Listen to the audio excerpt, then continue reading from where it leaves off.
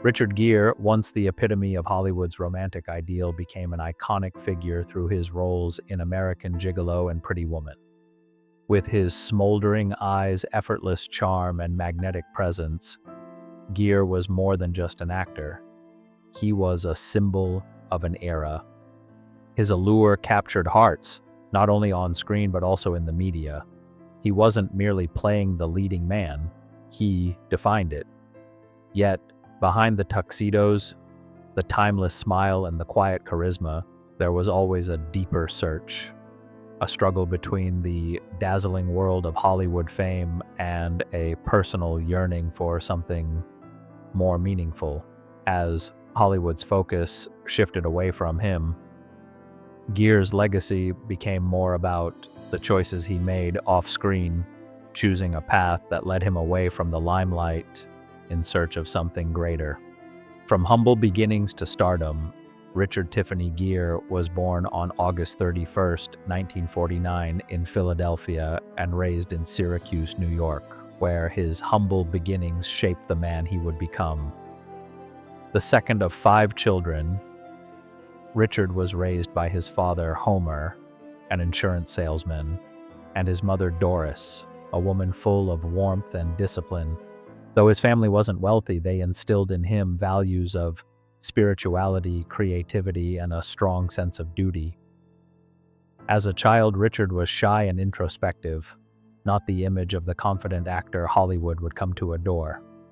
Instead of following a traditional path, he gravitated towards a balance of athletics and the arts, with gymnastics providing discipline and music offering a deeper outlet for his emotions. The early years, music and philosophy. In his youth, Richard's quiet sensitivity pulled him in 2 directions. At North Syracuse Central High School, he was a star gymnast, even securing a scholarship to the University of Massachusetts. However, the world of philosophy and music beckoned. Richard abandoned gymnastics in favor of theater and music. Learning the trumpet, guitar, and piano became his first true passion. His academic interest in philosophy, particularly the big questions surrounding existence and purpose, added depth to his artistic journey. This blend of physical discipline, emotional resonance, and intellectual curiosity became the core of Richard's identity, shaping his approach to both acting and life. As his acting career began, he wasn't just a performer, he was a seeker, questioning fame and success. Struggles in New York and a spiritual awakening. In the early 1970s, Richard moved to New York City to pursue acting, struggling at first to make a mark. Hollywood had no room for a young man with soft brown eyes and a quiet demeanor.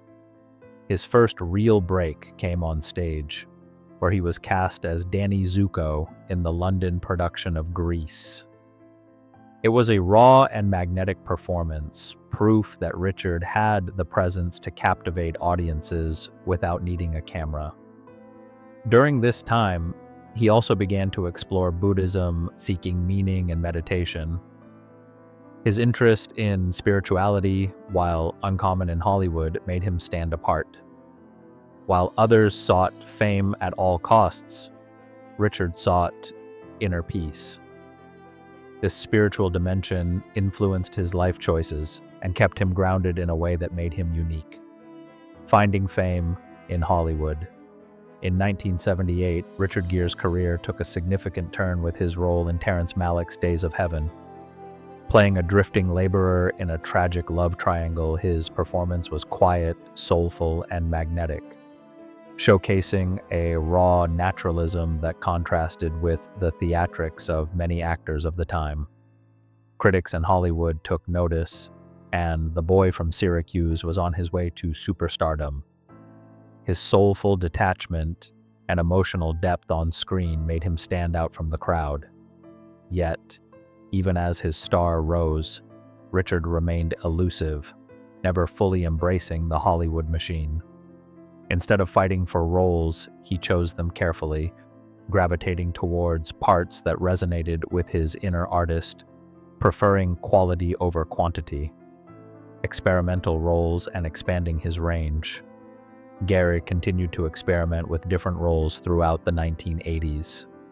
Films like Breathless, 1983, and The Cotton Club, 1984, demonstrated his willingness to take risks and merge European sensibilities with American glamour.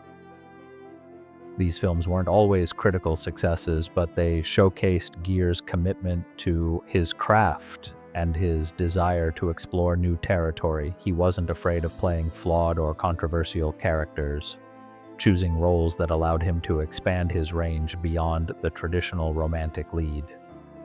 His soulful detachment, which made him so magnetic on screen, was still present, but he was no longer simply the object of desire. He was becoming an actor who could evoke both empathy and complexity. A shift toward spirituality and activism. By the late 1980s, Gere began stepping back from Hollywood, a move that surprised many.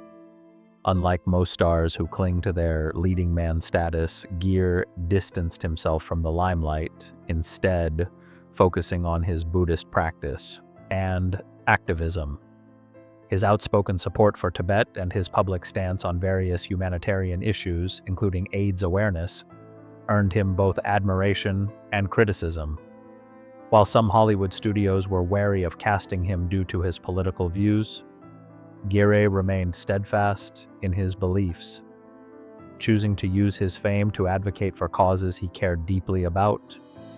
This shift marked a period where Gere's identity as an actor became secondary to his identity as an activist and spiritual seeker. Pretty Woman, the quintessential romantic hero. In 1990, Richard Gere returned to the screen in a role that would define an entire generation, Edward Lewis in Pretty Woman. Paired with Julia Roberts, Gere played a ruthless businessman who unexpectedly falls in love with a free-spirited prostitute. The film's fairy tale narrative struck a chord with audiences, and Gere's portrayal of the cold yet vulnerable businessman turned romantic hero became iconic. The chemistry between him and Roberts was undeniable, and the film went on to break box office records, solidifying Gere's place as the quintessential romantic hero. To this day, Pretty Woman remains one of the most beloved romantic comedies of all time, and Richard Gere's name is forever linked to its fairy tale magic. Reinventing himself in the 1990s. The 1990s were a defining decade for Richard Gere.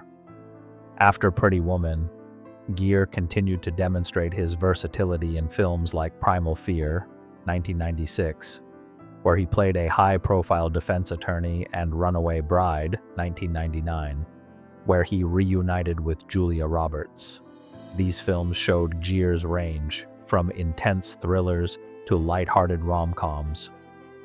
Chicago, 2002, in which Gere played the slick lawyer Billy Flynn, earned him a Golden Globe Award and reminded critics that Gere was more than just a matinee idol.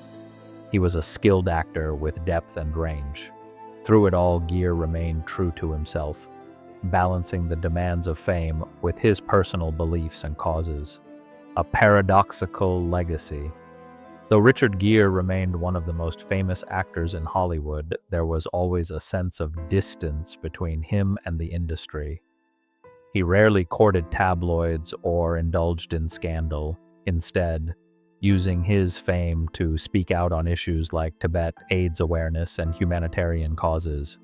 His outspoken political views, particularly his criticism of China, made some studios hesitant to cast him in major roles by the end of the 1990s. Yet for many, Gere's legacy was unforgettable. A combination of elegance, sensuality, and conscience. He had proven that he was not just a pretty face, but a man of conviction, using his platform to speak up for what mattered to him. Richard Gere's enduring impact.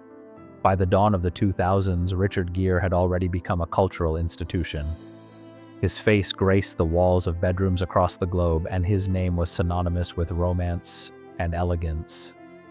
For a generation raised on Pretty Woman, he was the epitome of the romantic hero. However, Beneath the surface of his glittering success was a complicated relationship with fame, one that made his peak all the more fascinating. Richard Gere's journey from a quiet boy in Syracuse to a global icon was nothing short of extraordinary. And as